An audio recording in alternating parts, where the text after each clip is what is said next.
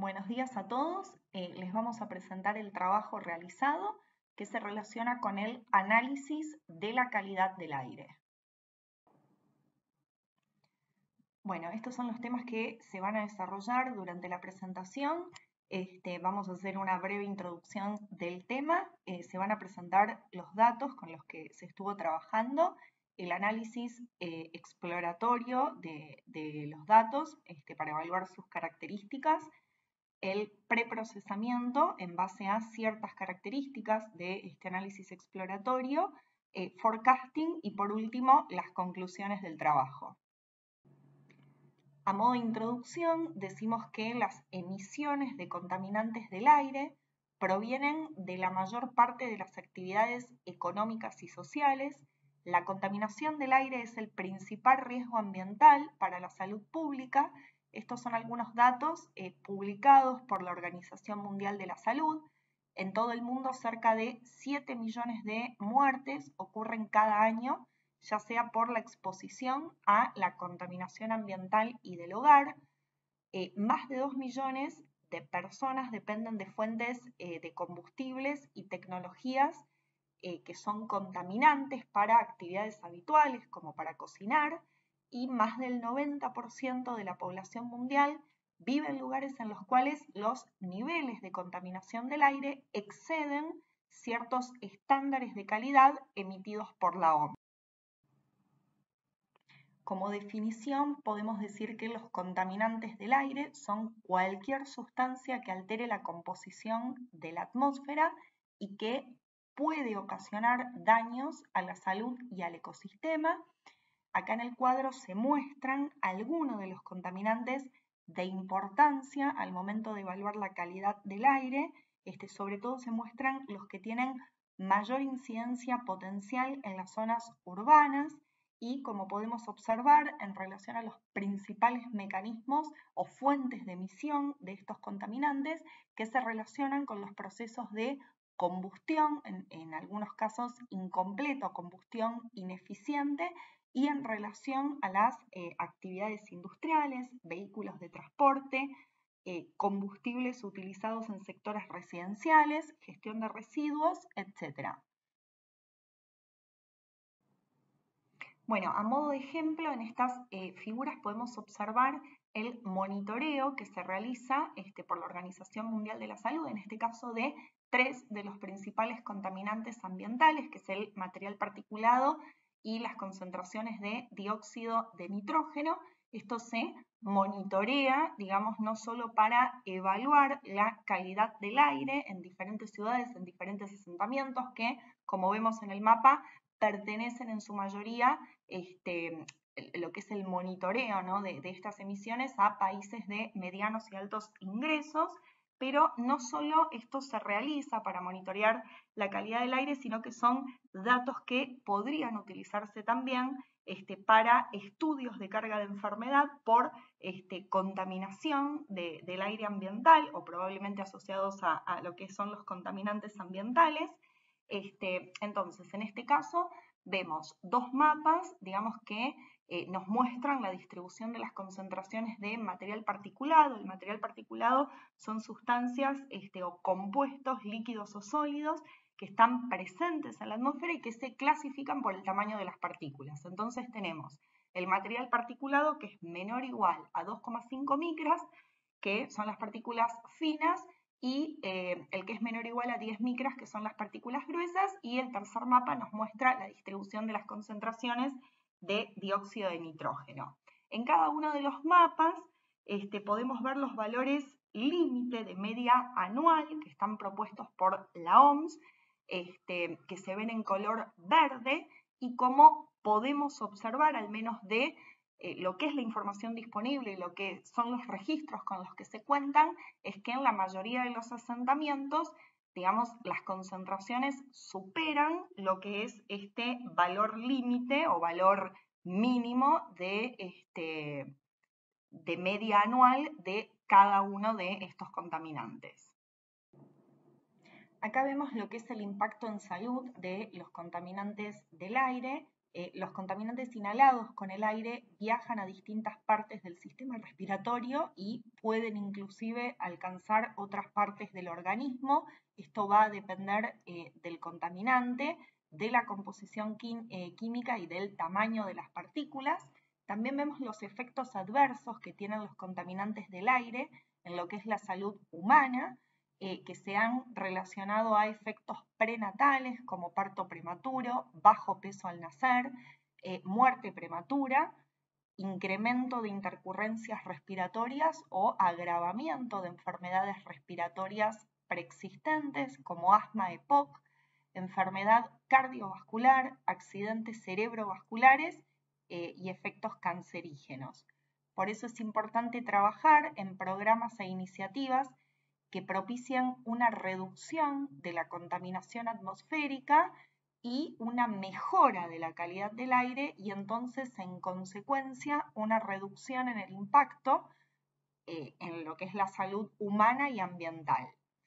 Considerando este problema, nosotros utilizamos los datos de un sensor ubicado en una ciudad italiana para hacer el análisis de la variación diaria, mensual y estacional de los gases ambientales presentes. Bueno, los objetivos del trabajo fueron analizar y describir patrones, tendencias y estacionalidad de las concentraciones de gases ambientales, analizar lo que es la variación de los gases ambientales en relación a la temperatura y humedad de la ciudad, analizar la relación de los gases ambientales entre ellos mismos y estimar un modelo predictivo de comportamiento de los gases ambientales en base a la información disponible. Se trabajó con una base de datos que contenía las mediciones promedio por hora de ciertos gases contaminantes ambientales captados, medidos por un sensor de calidad del aire ubicado en una ciudad italiana durante el periodo de un año, entre el año 2004 y 2005. Se contó con la medición de las concentraciones de monóxido de carbono, hidrocarburos no metánicos, benceno, óxido de nitrógeno, dióxido de azufre, ozono y dióxido de nitrógeno. Se contó además con las mediciones también promediadas de los gases, pero proporcionadas o captadas por un analizador de referencia, también situado en la misma ciudad, y adicionalmente se contó con los datos de temperatura, humedad relativa y humedad absoluta para el mismo periodo. Hola, buenas tardes. Soy Macarena Roel y en esta sección vamos a hacer un análisis exploratorio de los datos que estuvimos mencionando hasta ahora. Para comenzar, vamos a ver los tres datos que habíamos recalcado que eran un poco distintos a los anteriores, ya que eran la temperatura, la humedad relativa y la humedad absoluta. ¿Por qué tenemos estas tres mediciones en un sensor de gases? Bueno, porque los mismos interactúan con las condiciones ambientales. Entonces, las condiciones de temperatura y de humedad afectan a la distribución de los gases, a cómo son percibidos por los sensores y, bueno, a las personas que viven en el ambiente en el que se encuentra el sensor. En este caso nos podemos preguntar cuál es la diferencia entre la humedad absoluta y la humedad relativa. Y es que la humedad absoluta es la cantidad de vapor de agua, que suele medirse en gramos, que se contiene en cierto volumen de aire. Es un número absoluto, como así diríamos, de la cantidad de agua en el aire. Pero la relativa nos resulta un poco más interesante porque es la relación entre la cantidad de vapor de agua contenida en el aire, que sería la humedad absoluta que estemos mencionando recién, y la máxima cantidad de aire que sería capaz de contener, la máxima cantidad de agua que el aire sería capaz de contener a esa temperatura en particular. Y esto es, para empezar, se ve en el gráfico porque podemos ver que hay una relación inversa en cuanto a los horarios y los meses de temperatura y humedad relativa, podemos ver que, por ejemplo, en los horarios del mediodía hay tendencia a tener temperaturas más altas, mientras hay tendencia a tener una humedad relativa más baja. Y lo mismo pasa en cuanto a los meses en los que podemos ver estas variables. En los meses del verano europeo, porque recordemos que estamos hablando de una ciudad italiana, en los meses de junio, julio, agosto podemos ver que hay altas temperaturas típicas del verano, pero llama la atención, sobre todo si vivimos en el clima de Buenos Aires, que hay baja humedad relativa, sobre todo haciendo un pico en julio, un pico bajo en julio, podemos ver que hay baja humedad relativa. Y también es importante porque la humedad relativa es la que nos muestra, cuando uno dice cómo se siente de humedad, nos estamos refiriendo a la humedad relativa.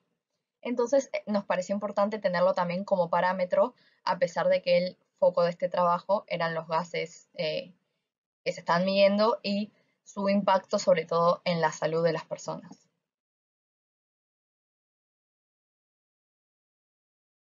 En estos gráficos podemos ver las series temporales eh, en su totalidad. Recordemos que teníamos desde abril hasta más o menos completos hasta febrero, pero también teníamos algunos datos hasta abril de mediciones horarias. En este caso estamos mostrando las medidas diarias de estos gases. Conservamos 6 gases. Ya más adelante, cuando hablemos del preprocesamiento y por qué estamos haciendo, lo vamos a explayar, pero primero voy a hacer un pequeño comentario que conservamos solo aquellas variables que tenían menos del 5% de los datos faltantes. Entonces, en estas variables vemos que en general hay alrededor de un 4,2% de datos faltantes y que los mismos se encuentran para todos los gases en los mismos días, lo que nos da a entender que se debió a un error de los sensores, unos mantenimientos del mismo, algo por el estilo. Y también al estar separados en el tiempo, eso permite que nos sintamos cómodos haciendo una buena imputación porque no están todos agrupados y no sabemos realmente qué pasa a su alrededor, como para usar, por ejemplo, un moving average.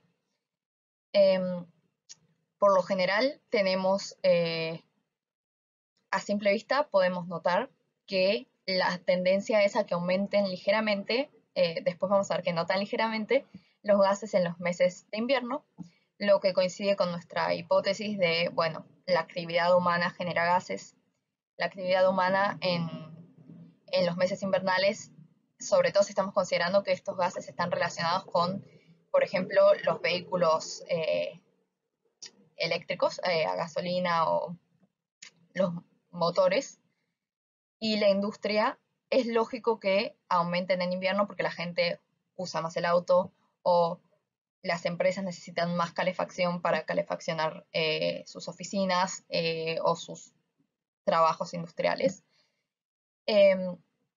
Y también habíamos dicho que habíamos conservado solo unas variables. Algo que nos resulta de interés para un siguiente trabajo es, tenemos de la mayoría de estas variables un sensor, los valores de un sensor de referencia que se ubicaba en la zona, pero lamentablemente las mismas tienen muchos valores faltantes, del estilo de más del 15%. Entonces, aunque en este momento no nos resultó práctico mostrarlos en este trabajo, nos resultaría interesante hacer una comparación de los gases estos de referencia con los gases que efectivamente midió este sensor. Y lo pensamos como un posible trabajo a futuro que resultaría interesante. En este gráfico y el siguiente vamos a ver de los 6 gases que vamos a considerar, cuáles son sus variaciones normalizadas, o sea, tenemos a todos los gases en la misma medida para poder hacer un análisis de cómo se comportan. Primero, en esta primera etapa, en cuanto a los horarios en cada día de la semana. Lo primero que nos llama la atención cuando miramos así es las líneas verdes que representan el benceno. El benceno proviene principalmente de humo de tabaco, vapores de gasolina, gases de vehículos motorizados y emisiones industriales. Acá nosotros hipotetizamos que proviene principalmente de los vehículos motorizados. ¿Por qué? Porque si vemos dónde están los picos en cada día de la semana, se encuentran alrededor de los horarios en los que las personas viajan a o desde el trabajo. Por ejemplo, a la mañana se encuentran alrededor de las 7, 8 de la mañana y en la tarde se encuentran alrededor de las 6, 7 de la tarde.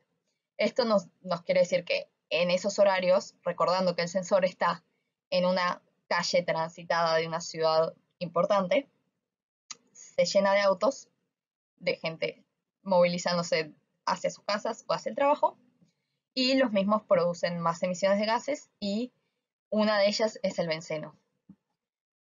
Algo también que nos podría llamar la atención es que la línea celeste, que es la del monóxido, le podemos decir óxido, pero para diferenciarlo del dióxido, le vamos a decir al monóxido de nitrógeno, que tiene un comportamiento ligeramente inverso, podríamos decir, al resto de los gases. Sobre todo si consideramos el dióxido de nitrógeno, el monóxido de carbono y el ozono. ¿Y por qué puede ser esto? Bueno, porque en realidad el monóxido de carbono es un precursor del dióxido de carbono. Entonces, rápidamente, en cuanto es liberado, se transforma en dióxido de carbono, en dióxido de nitrógeno, entonces está poco tiempo como monóxido de nitrógeno en la atmósfera. Igual, esto resulta también predeciblemente. El tráfico rodado sigue siendo el mayor emisor en este momento de la humanidad de los gases de nitrógeno. Entonces, es un proceso más o menos esperable. Vemos que también presentan ciertos picos a la altura que habíamos dicho del benceno, aunque no tan pronunciados. Se ve un cierto aumento alrededor de los horarios pico de transporte de personas. Y a continuación, lo que podemos mencionar es el más conocido, que es el monóxido de carbono, que proviene de básicamente cualquier combustible que contenga carbono y que sea quemado sin suficiente oxígeno. Entonces, podemos decir que las principales fuentes de este monóxido de carbono son los procesos de combustión en sectores no industriales, ya sea por casas, automóviles, etc., y por actividades del sector agropecuario y procesos industriales sin combustión.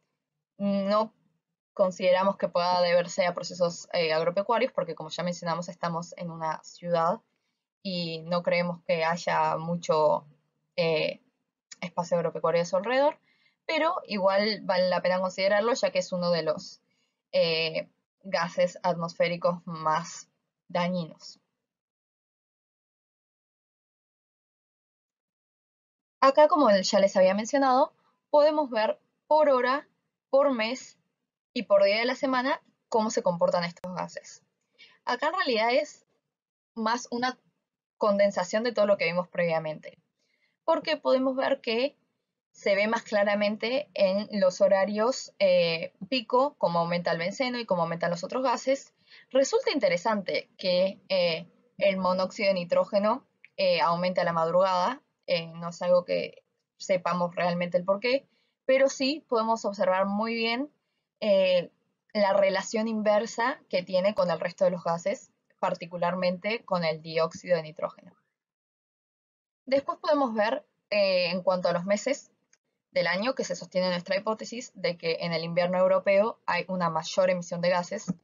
Esto se debe a que la gente necesita calefaccionar sus casas y suele transportarse al trabajo en auto, cosa que capaz que en primavera o en verano usa el transporte público o camina o simplemente está de vacaciones y no va al trabajo. Entonces podemos ver un gran aumento en los meses de octubre, noviembre, o sea, ya empezando desde el otoño. Diciembre, enero, febrero baja un poquito. Pero vemos un importante descenso en el mes de agosto, que es justamente el mes principal de vacaciones en en las urbes europeas. Y por último, algo bastante esperable, pero que igual nos resultó interesante que se viera tan claramente, los fines de semana hay un descenso muy importante de trabajo de los gases y podemos asumir que hasta es relacionado a la cantidad de personas que trabajan esos días, porque aproximadamente la mitad de las personas, si miramos por ejemplo la emisión de benceno, aproximadamente la mitad de las emisiones tenemos normalizadas, con el valor normalizado, y los sábados. Y el domingo tenemos casi emisiones nulas. Así que resulta interesante porque sabemos fehacientemente que se debe a el transporte de personas, sobre todo hacia sus trabajos. Por último, en esta parte nos resultó interesante hacer un pequeño análisis de correlación de los gases a simple vista y notamos algunas cosas bastante interesantes. Por ejemplo, para empezar, todas correlaciones vimos muy altas entre los gases, mayores en general a 0.7, pero las dividimos por estaciones. Y ahí pudimos notar que, por lo general, salvo en las variables correlacionadas con el monóxido de carbono, la primavera tiene las correlaciones más bajas entre los gases. Son como más débiles las correlaciones, aunque siguen siendo altas. Pero podemos notar cosas interesantes, por ejemplo, que el benceno y los hidrocarburos no metánicos generan prácticamente una línea recta. Y bueno, esto es fácilmente explicable cuando uno entiende que en realidad el benceno pertenece al grupo de los hidrocarburos no metánicos. Entonces, tiene sentido. Y por otra parte, vemos que tiene sentido que el benceno tenga una alta correlación con el ozono, porque en realidad es un precursor del mismo. Entonces, cuando uno empieza a entender el background químico de todos estos gases, las cosas se empiezan a esclarecer un poco. Ahora, algo que nos llamaría la atención si no hubiéramos escuchado todo lo que explicamos hasta ahora, es que el monóxido de nitrógeno tiene una relación inversa con la mayoría de los gases que estuvimos hasta ahora. Esto lo podemos atribuir a todo lo que habíamos mencionado, que como se oxida fácilmente y pasa a ser dióxido de carbono, de nitrógeno, está poco tiempo en su forma pura de monóxido de nitrógeno. Y esto se mantiene en todas las variables, lo que resulta interesante. También vemos que hay un cierto agrupamiento dependiendo de la estación. Vemos que, por ejemplo, los puntos que representan el invierno tienden a estar más unidos, los que representan primavera también. Nos llamó la atención, por ejemplo, que en la variable de dióxido de nitrógeno podemos ver que como que primavera y otoño tienen distribuciones más bien normales y muy similares, mientras que tanto verano como otoño, como invierno, tienen distribuciones un poquito más asintóticas, más asimétricas y más particulares. No podemos hacer comentarios del estilo, todos los gases tienen, se ubican más en el scatterplot, más arriba en el invierno o menos en el verano, pero sí se ve una tendencia a estas situaciones. Entonces, a partir de esto, ya que conocemos los datos bien, sabemos cuáles son sus fortalezas y sus problemas y que tienen datos faltantes, ahora vamos a proceder con el preprocesamiento para después poder hacer el análisis que realmente nos interesa e idealmente predecir el comportamiento de estos gases. Gracias. Bueno, considerando todo lo que repasamos hasta ahora, decidimos avanzar con algunas tareas de preprocesamiento. Inicialmente, removimos aquellas señales que tuvieran más de un 5% de datos faltantes y así quedaron fuera del análisis, por ejemplo, el dióxido de azufre y el benceno. Luego, identificamos los valores perdidos en las señales conservadas que estaban codificados como menos 200, imposibilitando su interpretación, así que los reemplazamos por nulos y luego realizamos una imputación por media móvil pesada exponencial con una ventana de 7 valores. Luego realizamos un suavizado por moving average y sacamos un promedio de mediciones agrupados por día. Con estos datos finales fue que avanzamos en un análisis de causalidad y de forecasting. Bueno, acá se ve, por ejemplo, un ejemplo de suavizado en el caso del ozono, donde en el gráfico superior vemos la serie temporal antes del suavizado y en el gráfico inferior la vemos luego de haber aplicado el filtro por moving average, que funciona como pasabajos, eliminando las altas frecuencias. Luego lo que hicimos fue un análisis de causalidad. Utilizamos el test de Granger para medir si una señal aporta información sobre futuros valores de la otra. Lo que hicimos fue directamente analizar todas las combinaciones de señales en ambos sentidos. En el cuadro que está en pantalla se puede ver en la columna 1 la variable dependiente y en la fila 1 la variable dependiente y el resultado de todas las combinaciones, viendo si hay causalidad o no hay causalidad entre ellas. A partir de este test, del test de Granger, nos encontramos con 3 tipos de resultados. Puede existir la causalidad unidireccional, donde una señal es relevante para predecir valores futuros de la otra, pero no viceversa, como es acá en el ejemplo del monóxido de carbono, que es relevante para la temperatura, pero no al revés. El resultado puede ser bidireccional, donde ambas señales son relevantes para predecir valores futuros de la otra, como es el caso del monóxido de carbono y los hidrocarburos no metánicos, o directamente puede suceder que no haya causalidad en ningún sentido, como es el caso de los hidrocarburos no metánicos y el ozono.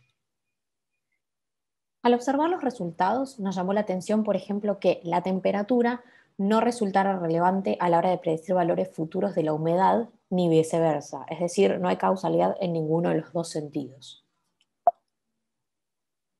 También otro ejemplo que nos resultó interesante, según este test, el dióxido de nitrógeno sirve para predecir valores futuros del monóxido de nitrógeno, dándose la causalidad únicamente en ese sentido, cuando hubiésemos esperado una causalidad bidireccional en este caso. Y bueno, con estos resultados, en próximos pasos se podría avanzar en un forecasting multivariado, aunque en principio decidimos avanzar en un forecasting simple. Bueno, vamos a continuar con la sección de forecasting. Ya vimos que las series están correlacionadas entre sí, vemos que hay causalidad entre las series. En este caso, la parte de forecasting, vamos a utilizar métodos univariados para ver si, utilizando las propias señales, podemos predecir a futuro su comportamiento y poder entender si hay un aumento en la contaminación o no a futuro. El primer paso que hacemos es generar los test de estacionalidad, que para ello usamos 2 tipos de test, el Augment Dict Folly y el KPSS. La idea es entre los dos poder analizar si la serie es estacionaria, no estacionaria o si es indefinida.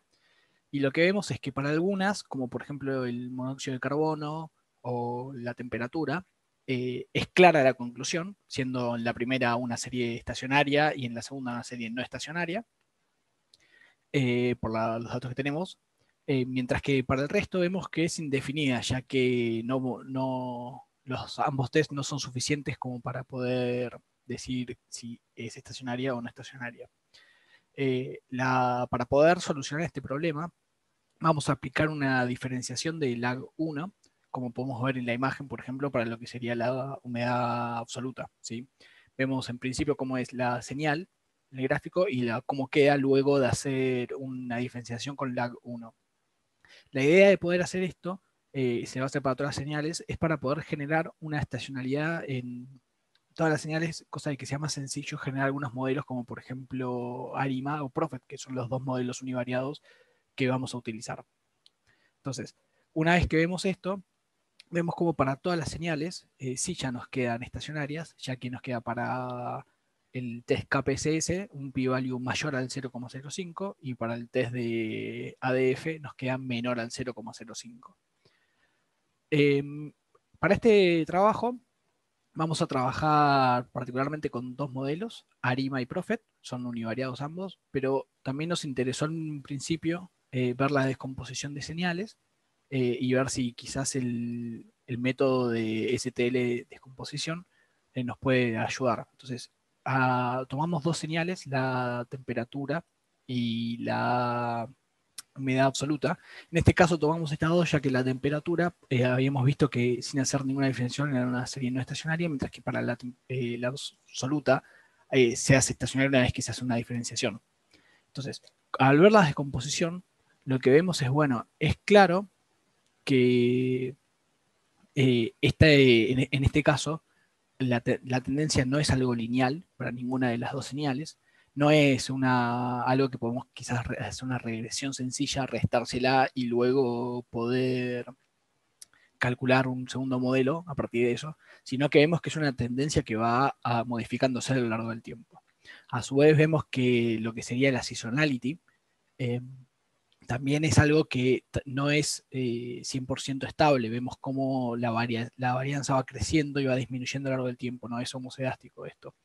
Y a su vez vemos por último que en los residuos son bastante altos. O sea, esta fue la primera descomposición que quisimos analizar y vemos que, bueno, el hecho de que los residuos son bastante altos, ya sabemos que este tipo de descomposición en este modelo no va a funcionar para estas señales, pero nos da una buena idea de por cómo analizar luego la tendencia y la seasonality. Entonces, luego de estos, procedimos a entrenar modelos de ARIMA.